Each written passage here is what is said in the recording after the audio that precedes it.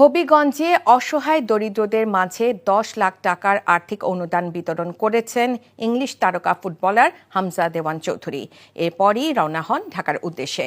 বিকেলে বাহুবলে নিজ গ্রাম স্নানঘাটে এলাকার ১.৫ শতাধিক মানুষের মাঝে এসব অর্থ বিতরণ করেন। এ সময় তার বাবা দেওয়ান মোর্শেদ চৌধুরী সহ পরিবারের অন্যান্যরা উপস্থিত ছিলেন। এছাড়া হামজা দেওয়ান চৌধুরী নিজ অর্থায়নে গ্রামে এতিমখানা ও মাদ্রাসা প্রতিষ্ঠা করেছেন, যেখানে বিনামূল্যে এতিম শিক্ষার্থীরা পড়াশোনার সুযোগ পাবে। পরে সন্ধ্যার আগে এই তারকা ফুটবলার সব